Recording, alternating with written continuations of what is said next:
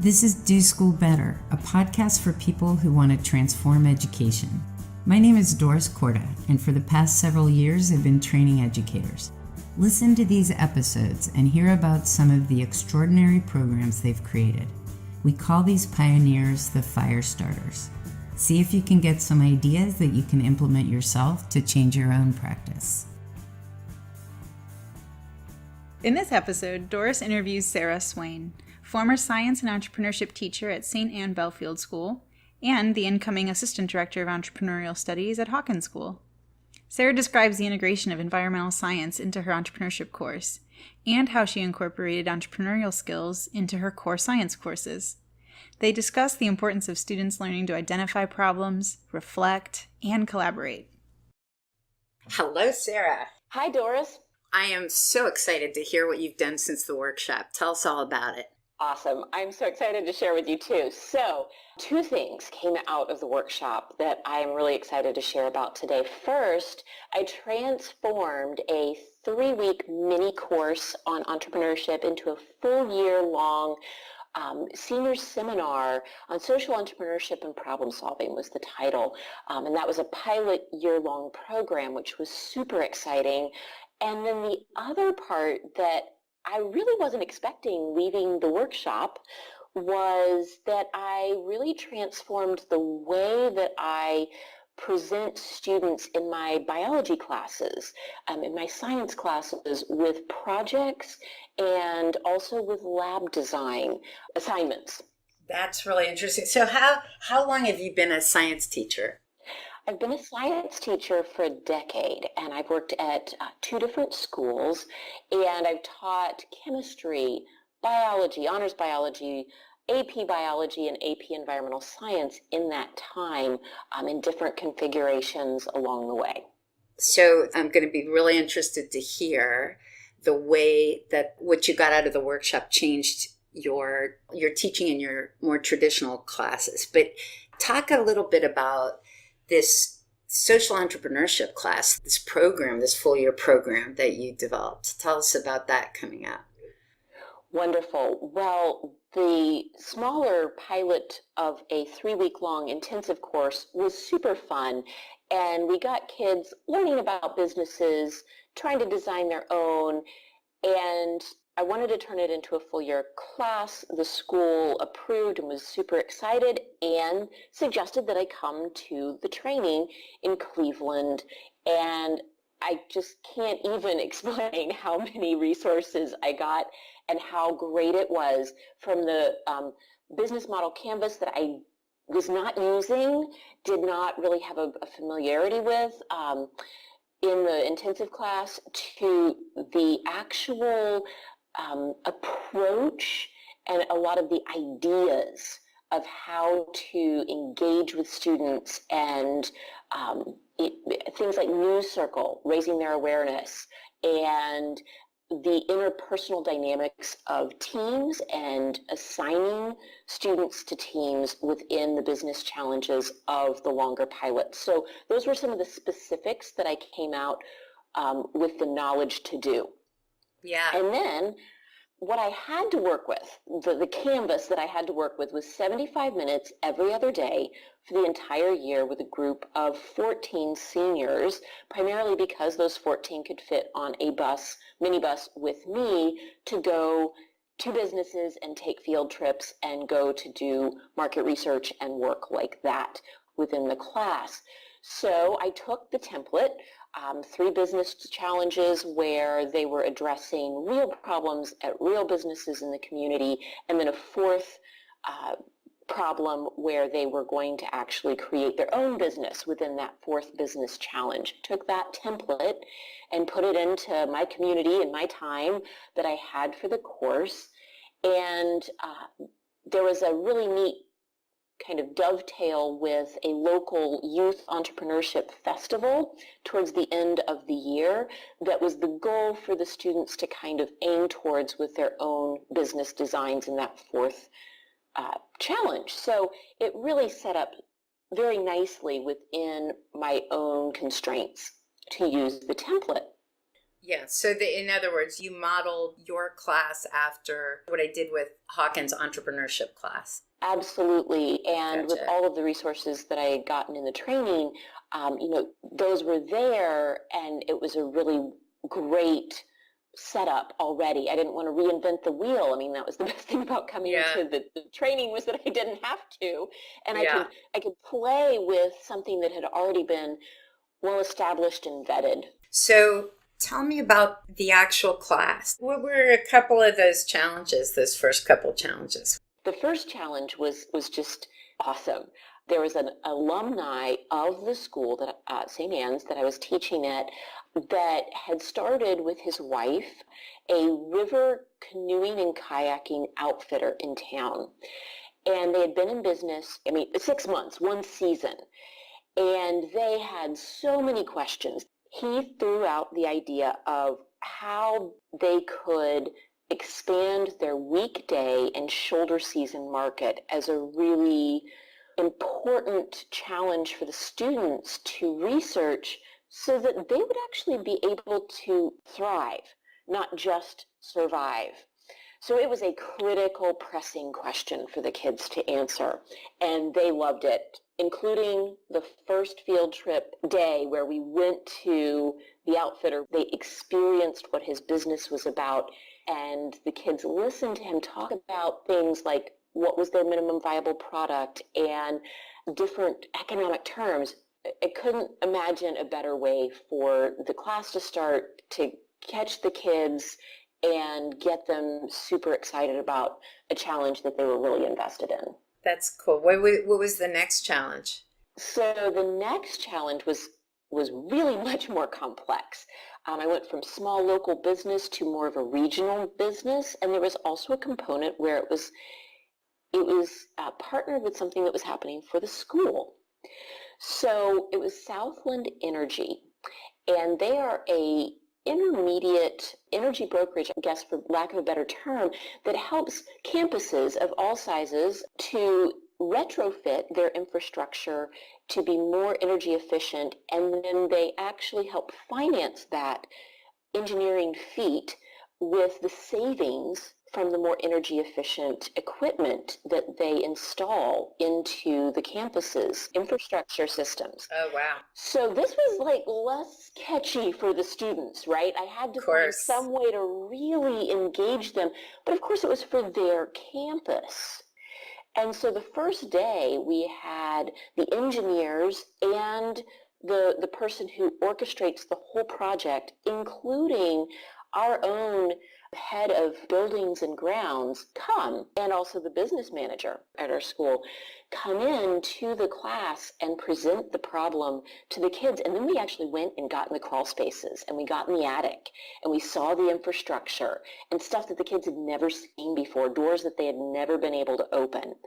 And the challenge there was from Southland Energy really needing to know what things had they missed that were really important, valuable energy-saving devices or behaviors that would save more money and energy than they cost. And that was the challenge. And this one was tricky, and it was good. Quite meaty, right? Yes. Okay, so as somebody who's been teaching science for many years, what did the students have to learn in order to solve this problem?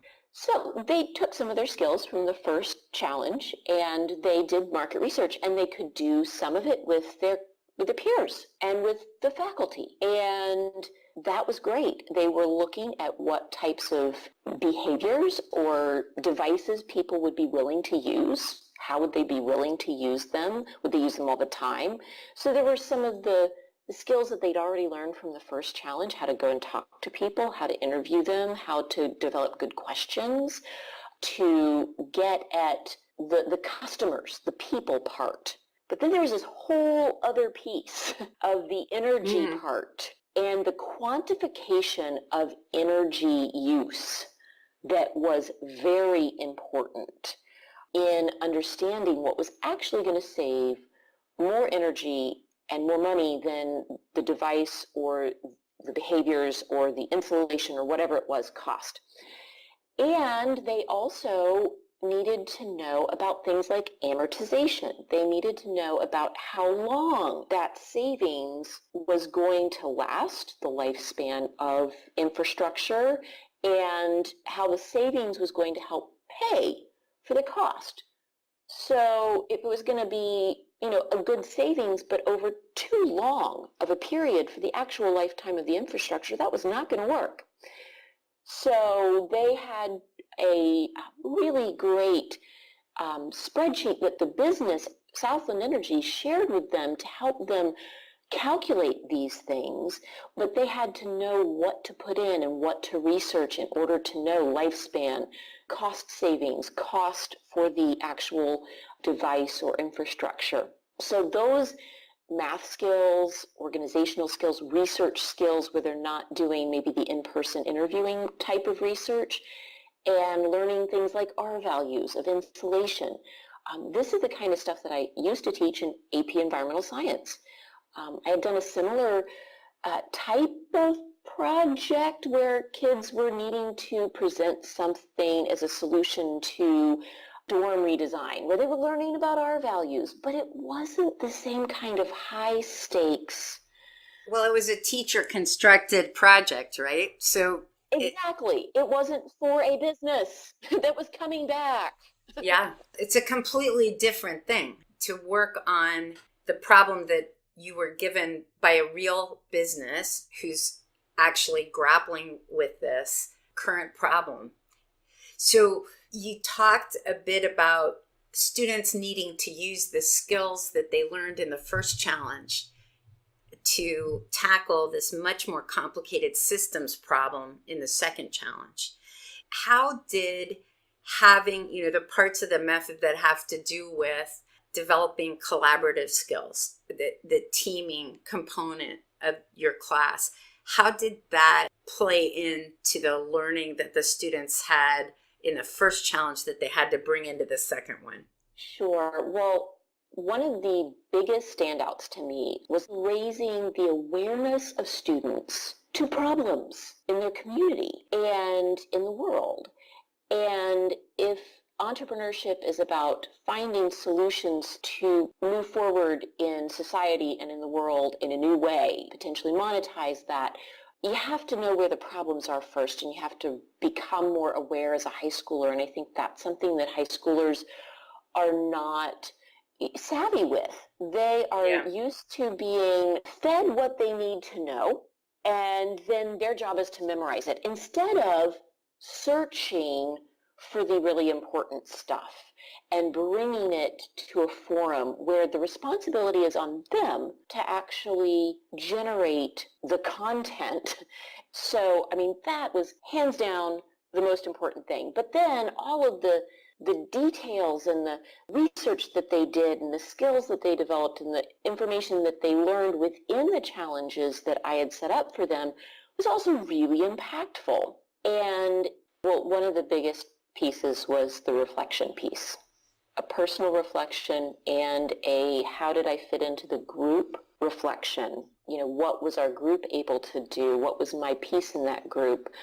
That helped them process, and I saw that through all 4 reflections at the end of challenges, because often students are not asked to reflect. They're not asked to redo or think about how they did something so that they can do it better in the future. It's just, this is the next thing, and this is the next assessment that you're going to be given. And that reflection piece was huge. And also having check-ins with the kids one-on-one was huge, to have them process how they could do better in the different skills, which was so important.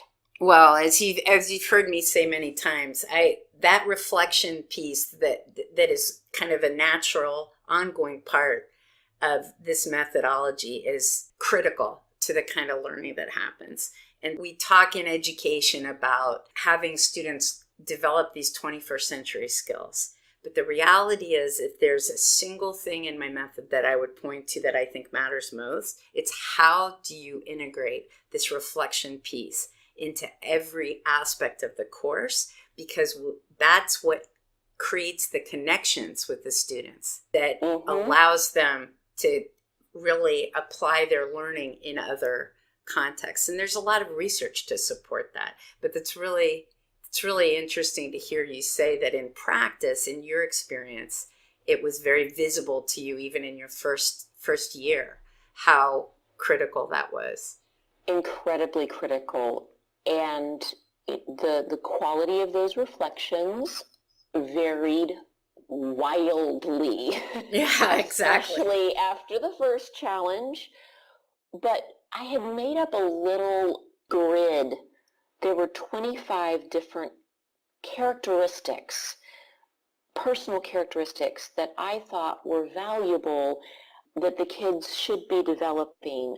Everything from listening, a leadership aspect, to delegating, to being able to be led and doing the task willingly, speaking up, being honest. I had a kind of brainstorm of 25 things that I thought were really great interpersonal development characteristics. And after each challenge, I had like a 5 to 10 minute meeting because I didn't have a ton of time, and I spaced it out with the kids to kind of look at that grid and say, what do you think your strengths were in person? That's fantastic. And then also me writing some little notes in those grids, and you could do better to get to this next place. Anyway, it was a little bit of a skills and characteristics based rubric that, there were some themes, 5 down, and then there was some development of more and more advanced ideas across the rows of that rubric. Yeah, I love that you did that. I think that's a great example of how, as a teacher, you create systems for yourself to focus on each student's individual growth. They're all going to be always at very different places in every aspect. And it's about the personal growth of each student and not how each student performs against some general rubric. And that's a rich way to go about that and to discipline yourself as a teacher. So talk about how all this, you said that it changed the way you teach in your regular science classes. Can you talk about that a little bit? Absolutely, absolutely. So just like I was sharing, in environmental science, I was teaching the same kind of content, our values of insulation and energy efficiency, but in a teacher-constructed project that didn't have a business coming back at the end with this really important information that they wanted to know and they were really invested in. In my biology classes, I had done great student-directed kind of projects. They got to pick their topic.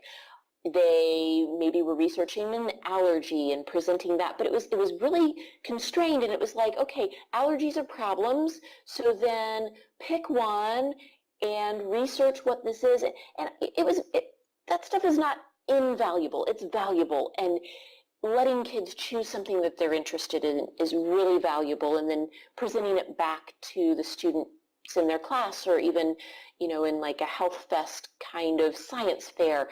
But this past year, when I was teaching biology and wanting students to do something more self-directed and a research project in a scientific field, this time, instead of picking the problem, the thing that I had them go look for was the problem. Yes. What problem are you interested in biology? Because there are myriad. And it was a culminating end of year project. So they had learned a lot of content in some of these other, smaller, more directed by me projects along the way to learn the good content. And then taking that content out into the world, they could pick anything and realize that they were versed in biology enough to understand the problem and then present back the solution. So that was still a research project based in the solution finding, but this time it was also about them finding the problem, which was huge. So the difference was notable to you. So diverse and so much more investment. And wrestling with like, oh my gosh, I'm so interested in all these different things and I'm going to gravitate towards my first interest. And then all of a sudden realizing, it's going to be really hard to research a solution to that problem, because how am I going to access people or resources that might help me actually develop data along the way here? And so, wait a second, I think maybe I'm still interested in this general topic of environmental awareness. I'm going to go over and pick this other thing, more discrete problem about palm oil instead of endangered sharks. So you structured the curriculum at the end based on this kind of very different method, but did you also find yourself using instructional practices based on these methods that were different? Like, have you found it changing the way you teach? Absolutely. Within the whole course, two things specifically. The reflection piece and also the coaching collaboration piece. That's one, kind of the interpersonal stuff. Yeah. And then the other part was within labs. So labs in biology can be a little bit more open-ended than in chemistry. Sometimes with safety, chemistry just doesn't allow the kind of open-end laboratory explorations that would allow kids to find a problem and create their own solution by putting chemicals together in different ways to address that problem. They might get themselves into trouble unless it's a really higher level AP class where they already know a lot of the principles. So with biology, it can be a little bit more open-ended. So within each lab that I did this year, I did try and really open it up to what questions did the students have about the lab and what problem did they maybe see that was related to that lab before we even got into it. And of course, allowing them to approach where it's possible a few different ways to actually conduct the lab. So putting it on the students to find the solution to how they're going to figure out the answer or comparing different solutions. There's many different ways to do that. Which solution do you want to figure out to obtain that data? So I think that when you described that as a science teacher in your classes, you're now attending to I think you described it as the interpersonal stuff. What I think is really interesting about that and how that ties to the conversations we're having in the industry generally is that there's lots of discussion about the need to develop these skills, collaboration, understanding your strengths and understanding how to bring them into your work, knowing how to identify strengths in others, habits of revision, all these kinds of things. But we don't, in traditional classes, in traditional teaching, we look at the development of those kinds of skills as this other thing that has to happen in another box. And as you start bringing these methods into your regular science classes, and as others bring these completely new practices into their traditional academic courses, that I think is where we really begin to change school so that it serves students better. And they're learning not only this really hard content, but they're also developing those skills. Yeah, and specifically about those interpersonal skills and coaching collaboration, I always want students to write one individual lab report because I think that is so important in a biology class to learn that writing skill and to rely on your own motivation. Sure. To do something that's a 3 to 4 page paper potentially. That can be daunting for some kids, but it's just as important to collaborate with others and be able to write lab reports in teams of 2, 3, or 4 because that's traditionally how scientists actually work these days. Very rarely are scientists working alone, and they're collaborating on these large papers. So that was one thing, and Google Docs, I will have to say, really helps because when you're sitting down with a group, I never had a lab report due the day after the lab, or even 2 days later, because we had every other day classes. Usually I'd give it a week and a half because I want to have one class period where they maybe are able to collaborate actually in front of me, and I can walk around and ask the kids how they're doing, what they need to work on to actually communicate with each other instead of dividing and conquering. And then I want to have a couple days later, maybe even a weekend later, where I can sit down with each group and I can actually have looked in the Google Doc and gone to the revision history and seen the level of work and effort that's happening at each level, and be able to say, Johnny, how do you feel about your contribution here, as he's looking at the revision history with only one little box with his initial in it and one little paragraph where everybody else has really done more. And sometimes there's an explanation for that. There's an interpersonal situation at home, or just an absolute overload of other things, or an emotional thing going on. But oftentimes it's a place where a student's going to own up and really be more motivated because there's nowhere to hide. And I also address with kids who have done the lion's share of the work. Well, you didn't maybe leave room for somebody else's voice here.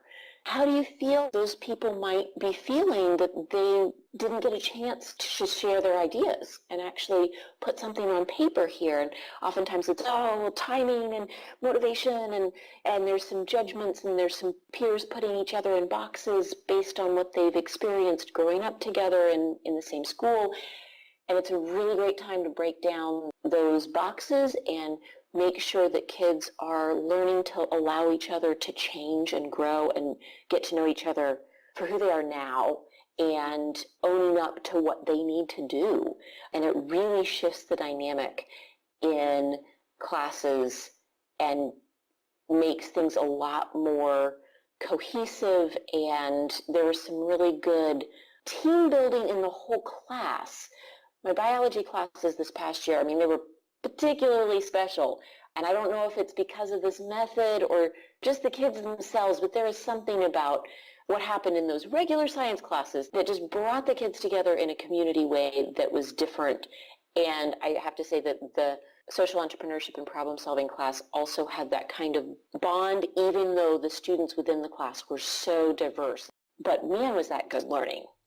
Well, what I love about everything you've described is you've done a great job of showing how you've taken a very different approach to teaching traditional science classes that incorporates things so that it isn't about either I have students working on things in teams or I worry about their individual work. It's a both and we need methods for it to be a both and, but that's really what students need if we're talking about educating them to be successful in the world. The world doesn't work with me working at a desk and doing individual papers, and also I don't get to do everything in a team. My individual work also, and the quality of it and of the quality of my contribution is going to be massive to my success. And you've done a great job of describing what you've been doing, and extraordinarily interesting how you've integrated these methods in your science classes this past year.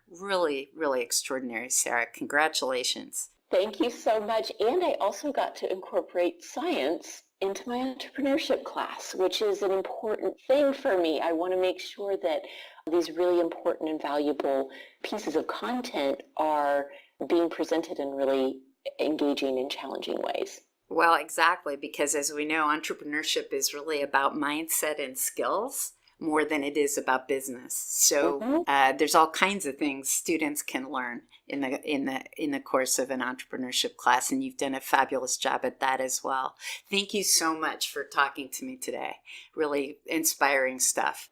Thank you so much for contacting me. This has been really fun to summarize what I've been doing. If you like the podcast, please consider leaving a review on iTunes.